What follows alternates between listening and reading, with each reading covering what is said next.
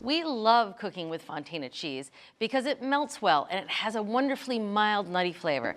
But buying it can be a bit confusing because there's a variety of styles with a variety of price tags. So Jack's here to tell us what's what. So this might be the most confusing shopping exercise we've ever done. Really? There's so many different products that are in the Fontina family. So we should start with the real deal. All right. It comes from Northwest Italy, All right. the Alpine region.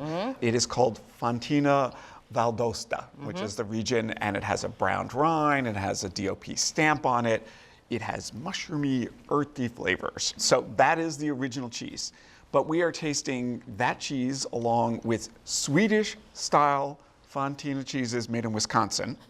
They are in the red wax rind, you know, the covering that you would get with Gouda. And in fact, they use the same cultures as Gouda and have more buttery, creamy notes rather than I think the Italian real deal cheese has more earthy, mushroomy notes. So that's one style.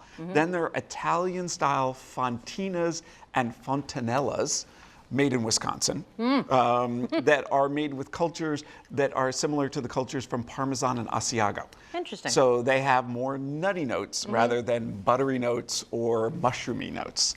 And then to really confuse you, because this is, if you're with me still, you're good. Barely. There's a style of cheese called Fontal from Belgium that's also in this family. And it's probably closer to the Swedish styles in the sense that it is creamy and buttery rather than nutty or mushroomy.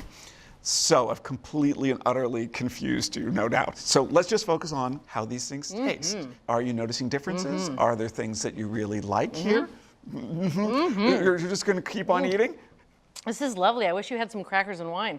Yeah, there are no bad things here. They're just really different. Yeah, they're very different. I definitely have a favorite, and that's this guy. Deep flavor, lots of notes, lots of complexity, a little bit of an edge, which I like.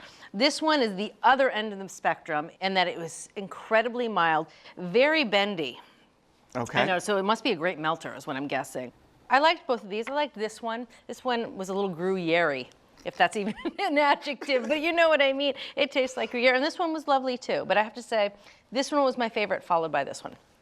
Okay, you have very strong opinions here. I do. So we are perfectly in alignment here, in the sense, flip that over. All right. We like the real deal. Yep.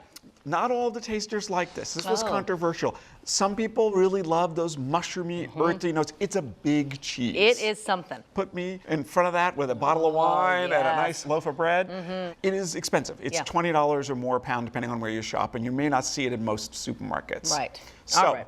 And so this one I also liked. This is interesting. So this was our second favorite overall of the supermarket options. This is that Fontal from Belgium that is in this family. It is very sort of buttery and creamy, and it melts beautifully. Oh, interesting. Okay, and this one, which wasn't bad either. So this was our favorite among the Italian styles. So again, this is using the same cultures as you would get in aged cheese like Parmesan or Asiago, and it has more nutty notes, I think. And last but not least, this guy who was mild. So this is the boar's head. This is the Swedish style. The tasters liked this the best in part because it was creamy and mild. Yeah. It melts really nicely. So when tell. we made stratas, which was another one of the tastings that we did, it did really nicely there.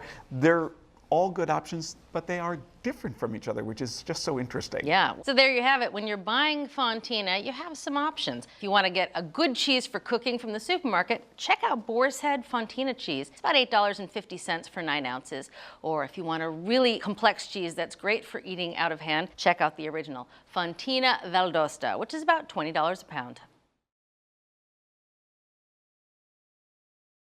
Thanks for watching America's Test Kitchen. What'd you think? Well, leave a comment and let us know which recipes you're excited to make, or you can just say hello. You can find links to today's recipes and reviews in the video description. And don't forget to subscribe to our channel. See you later. I'll see you later.